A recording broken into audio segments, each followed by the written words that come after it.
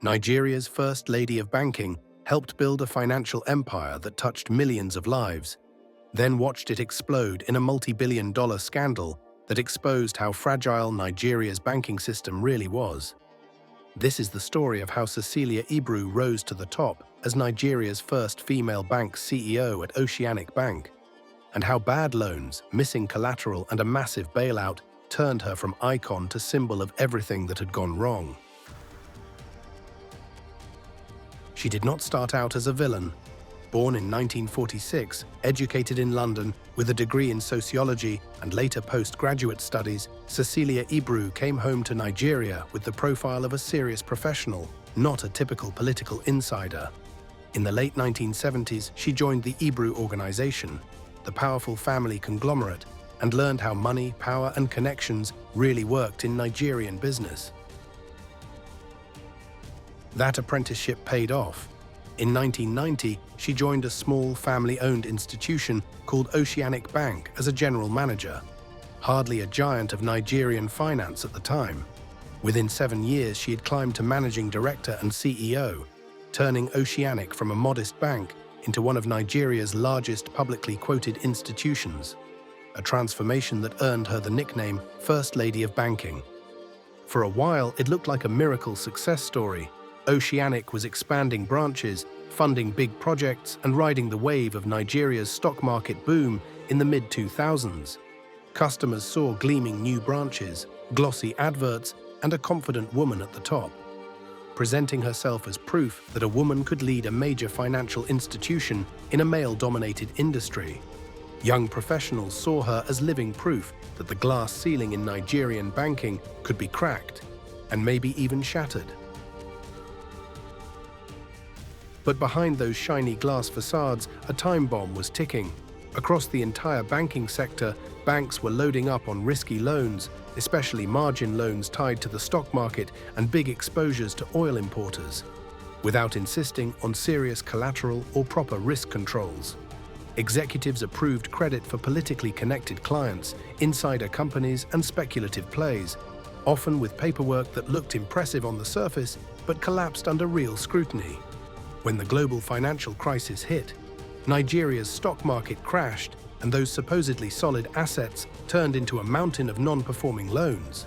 Oceanic Bank was right in the middle of that storm.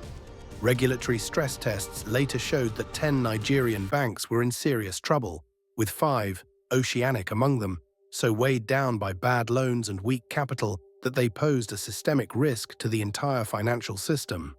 To keep the system from imploding, the central bank launched drastic measures. It replaced senior management at the most troubled banks and pumped in emergency funds just to keep them alive. In August 2009, the axe finally fell on the First Lady of Banking. The Central Bank of Nigeria sacked the CEOs of 5 major banks, including Cecilia Ibru at Oceanic, after auditors uncovered huge gaps in their balance sheets and dangerously low cash reserves. Overnight, the celebrated woman who had graced magazine covers and business conferences was escorted out as regulators took control. In a single press conference, she shifted from symbol of progress to face of Nigeria's banking crisis. Then the numbers started to leak out. Investigators alleged that Ibru had extended about 16 billion naira in credit to a company that offered no collateral, loans that were effectively unsecured bets using depositors' money. That was just one example in a broader pattern. A significant share of Oceanic's loan book had gone to entities linked to her family, and their network of companies. Many of these loans were either undersecured or completely unsecured, and huge chunks of them simply stopped performing once the market turned. With panic rising and confidence collapsing, the government stepped in with a rescue package on a scale Nigeria had never seen.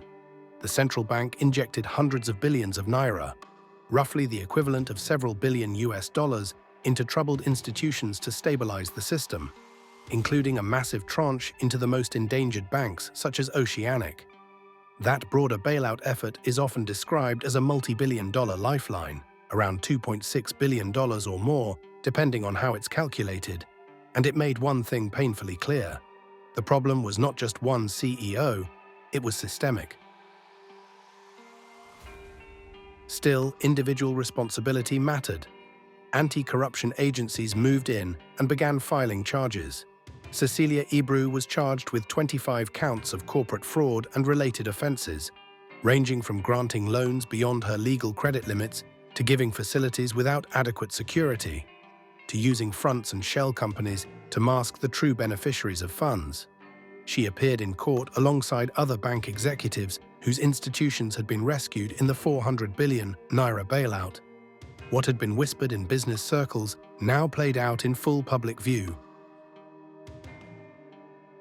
The legal battle built to a dramatic climax in October 2010.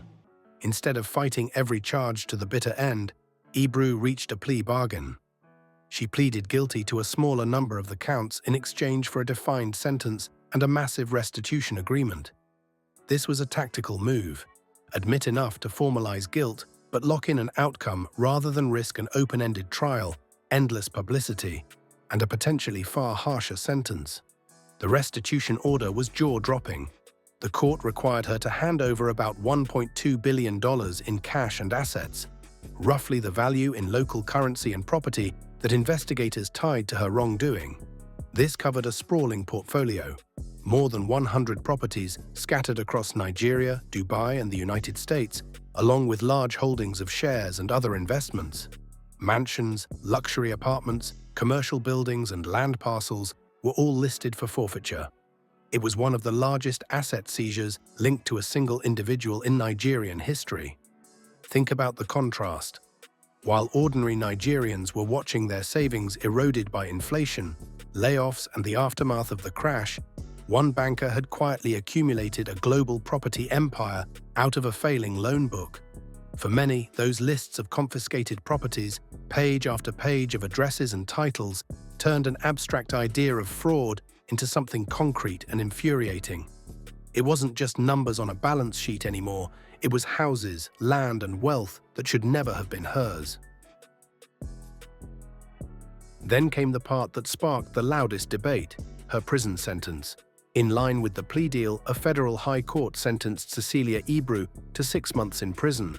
With the sentences on the counts, she admitted to running concurrently.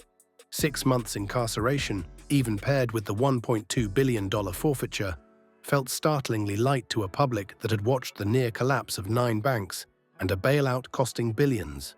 Critics argued that such a short sentence sent a dangerous signal. If you steal small, you go to jail for a long time. If you help wreck a bank and return part of the money, you serve half a year and move on. Supporters of the plea bargain approach defended it as a necessary compromise. Nigerian courts had a poor track record of recovering stolen assets, especially in big politically sensitive cases. In this view, forcing a high-profile figure to cough up an enormous fortune and actually step into a prison cell, however briefly, was a step forward compared to endless, inconclusive trials that ended with nothing recovered. But for many average citizens, it still felt like the rich and powerful playing by different rules. Running through all of this is the question of gender. On one level, Cecilia Ebru's story is undeniably groundbreaking. She became Nigeria's first female bank CEO in a sector dominated almost entirely by men. And she did it not by inheriting a role outright, but by driving growth in a once small, family-owned institution. Her rise became proof that a Nigerian woman could occupy the same corner office and command the same capital flows as her male counterparts. Women in finance and business held her up as a role model. On another level, her fall shows how gender can distort how scandals are read. When male CEOs are implicated in fraud, their actions are usually seen as personal or as part of a sector-wide boys' club culture. When the most famous woman in that space falls, some people rush to frame it as a cautionary tale about women in power themselves. Commentators and online voices used her case to fuel stereotypes that women, when finally given control, are no better, or somehow more dangerous because their failures are so visible. That's not only unfair, it ignores that most of the other sacked and prosecuted CEOs in the crisis were men who engaged in similar lending abuses. There's also another gendered angle. Was she treated more harshly in the public arena because she was a woman in a traditionally male role, or more leniently in sentencing because of elite status and negotiations? The truth likely sits in a messy middle.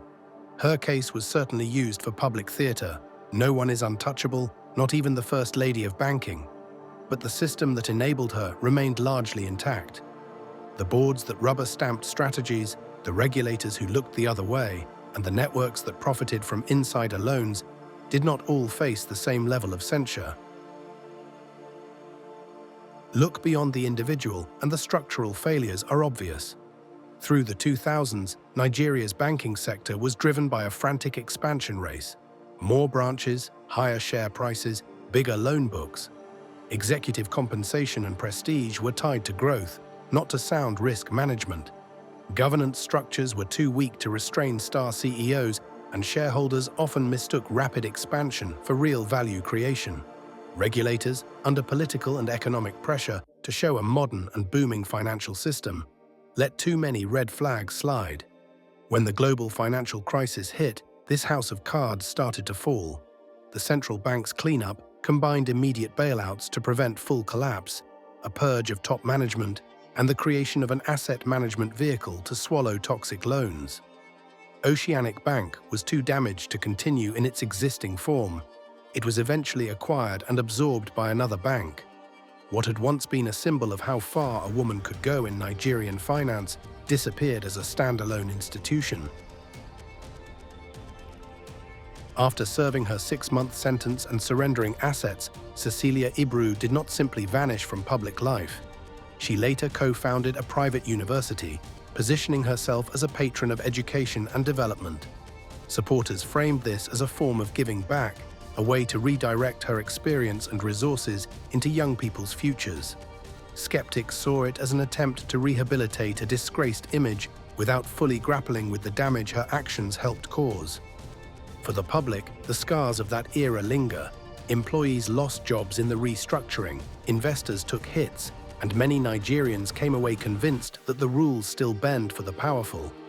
New regulations, more intrusive supervision, and tighter capital requirements were supposed to make another oceanic-style disaster less likely.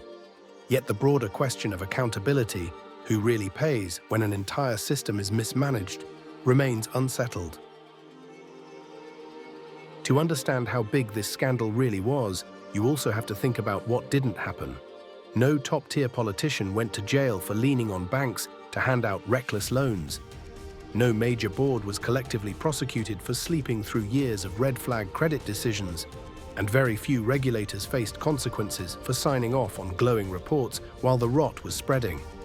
That imbalance, one spectacularly disgraced CEO versus a mostly untouched ecosystem, became part of the public anger.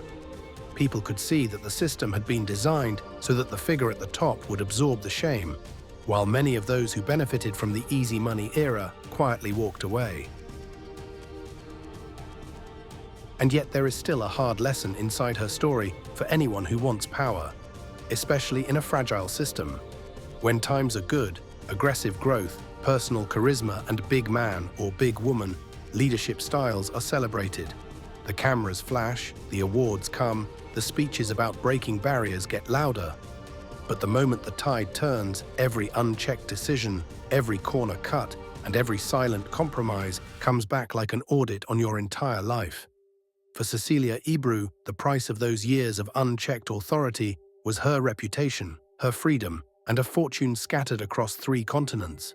For Nigeria, the price was even higher, a near collapse of trust in the banks, a multi-billion-dollar rescue bill, and a lasting suspicion whenever a new star CEO rises too fast, too far, and seemingly without limits. In the end, the story of Cecilia Ibru is more than the downfall of one powerful woman. It is the story of a banking system that rewarded risk over responsibility, of institutions that cheered rapid growth while ignoring shaky foundations, and of a society grappling with what justice looks like at the highest levels of wealth and influence. Her rise broke the glass ceiling. Her fall showed that for women and men alike, reaching the top of a fragile system can turn the ceiling into a cliff edge.